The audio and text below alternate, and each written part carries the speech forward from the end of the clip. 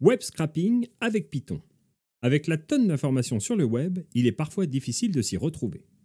C'est pourquoi il peut être pratique d'utiliser un programme pour nous y aider. C'est ce que nous allons faire avec le web scrapping. C'est parti. Le web scrapping, c'est le fait d'utiliser un logiciel pour naviguer sur des sites internet et extraire l'information qui s'y trouve.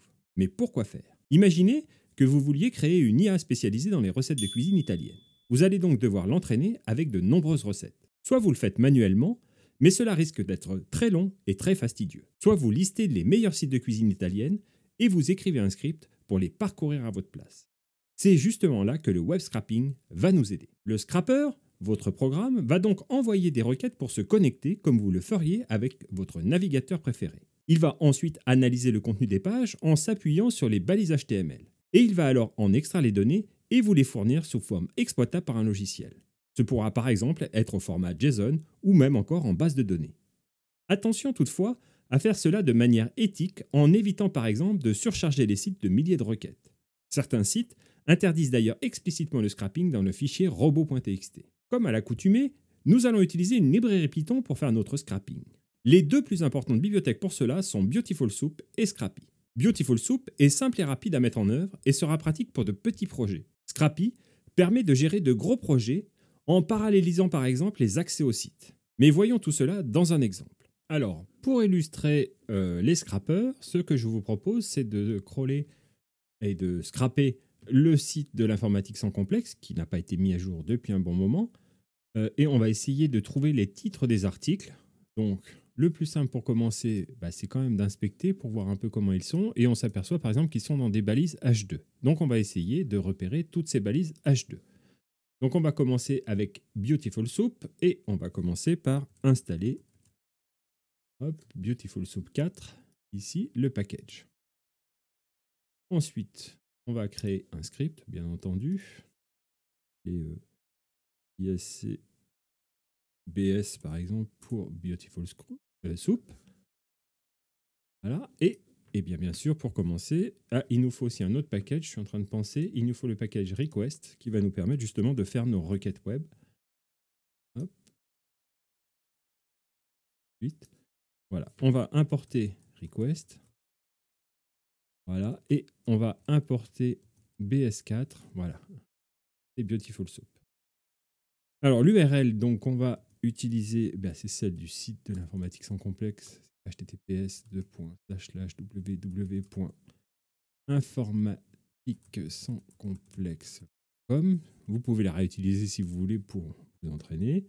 Et ensuite, on va récupérer donc la réponse à la requête de faire un get sur ce site. Donc le get sur ce site, en fait, il se connecte sur le site et récupère la page courante. Et si la réponse, voilà, c'est 200, si ça répond bien, eh bien là, on va pouvoir faire notre soupe dessus. Ouais, voilà, il est génial, il nous propose tout. Donc on va faire soupe égale Beautiful Soup. Donc de réponse.txt, eh bien c'est le contenu de notre réponse et on va y passer dessus notre parseur HTML. Une fois qu'on y a passé notre parseur HTML, eh bien on va récupérer nos articles. Voilà, alors on ne va pas chercher les articles, on va chercher en fait les balises H2, comme on a vu. Donc on va chercher toutes les balises H2 et pour tous les articles qui sont dans l'article, eh bien on va récupérer le titre. Donc en gros, on va récupérer le texte, on va faire plutôt un get text, on va revenir au même. Voilà, et puis on va l'imprimer juste pour voir. Hop, voilà. Et puis, si jamais ça ne marche pas, on va afficher une erreur. Voilà.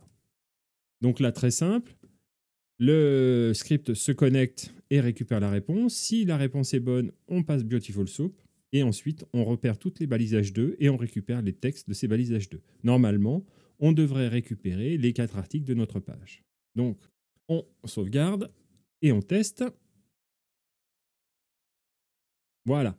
Et on retrouve bien nos 4 articles, confinés mais efficaces, comment se protéger, etc., etc. Donc là, vous voyez, c'est assez simple. On peut comme ça parcourir toutes les balises qui nous intéressent et parcourir notre page pour pouvoir crawler et scraper notre site et donc en extraire les informations. Voyons maintenant comment faire avec Scrappy. Alors pour Scrappy, bien entendu, on va installer le package Scrappy. Là, c'est là. Donc, on va chercher Scrappy et on va l'installer. Et là, eh bien, en fait, il va nous aider à créer un projet. Donc, il va nous créer tout un squelette qu'il lui faut pour pouvoir fonctionner. Donc, c'est assez simple. C'est pour ça que j'avais ouvert un terminal. Donc, on va commencer par créer toute l'architecture de notre projet. Et pour ça, on va faire Scrappy, Start Project. Et un nom de projet, on va l'appeler ISC. Donc, il crée toute une arborescence. Allez dedans. Regardez un peu. Donc, dedans, il y a toute la configuration, etc. Et dans ce projet, on va retrouver un répertoire Spider. Et le Spider dans Scrappy, c'est justement le petit robot qui va scraper, qui va se connecter au site et l'explorer pour en extraire des informations. Donc, on va générer un Spider. Donc, pour ça, on va faire Scrappy, gen Spider, pour générer Spider. Un nom de Spider, donc on va l'appeler ISC Spider, par exemple. Et un site qu'on veut scroller. Donc, on va prendre informatique sans complexe comme. Voilà. Et là, il va nous avoir généré un iscspider.python. Donc, il importe Scrappy et il crée une classe Spider qui contient quelques variables globales et en particulier l'URL à partir de laquelle il va commencer. Et surtout une méthode importante qui est la méthode parse qu'il va appeler plusieurs fois, on va voir comment, pour pouvoir scraper notre site. Donc là, elle ne fait rien. On va donc parcourir nos articles. Donc pour article in response.css de article. Donc là, c'est ce qu'il propose. À part que nous, on ne va pas chercher les balises articles, on va chercher les balises H2. Response, bien entendu, c'est la réponse à la requête, c'est le contenu du site qui nous est renvoyé dans la fonction parse pour qu'on puisse justement le parser, le parcourir pour en extraire les informations. Et pour chaque article, qu'est-ce qu'on va faire? Eh bien, c'est là qu'on va renvoyer le titre de l'article. Et pour ça, on va utiliser le mot-clé yield. Le mot-clé yield en Python, en fait, il va suspendre la fonction là où on en est. Donc là, par exemple, si on écrit ça, title, et qu'on renvoie article.css, donc le titre, il est dans un span, et c'est le contenu du span. Donc on fait texte, et on va faire un point get. En fait, qu'est-ce qui va se passer? Scrappy va nous appeler une première fois, on va commencer la boucle. Au premier article, donc au premier H2, on va renvoyer le titre comme ça sous la forme d'une petite structure JSON et on va suspendre l'activité. Puis il va nous rappeler et là comme on avait interrompu avec yield, eh bien en fait on va reprendre ici, c'est-à-dire qu'on va reprendre après le fait qu'il ait renvoyé cette structure et on va passer donc au deuxième article. Puis de la même façon, on va renvoyer cette structure et attendre, puis passer au troisième article, etc., etc., tant qu'il y a des articles. C'est comme ça que Scrappy va pouvoir nous appeler plusieurs fois pour pouvoir scraper notre site et donc extraire toutes les informations. Ici, extraire toutes les balises H2 et tous les titres correspondants. Donc pour lancer, une fois qu'on a qu'on a configuré ce spider, eh bien on utilise encore Scrappy avec le mot-clé crawl. Donc on fait Scrappy crawl.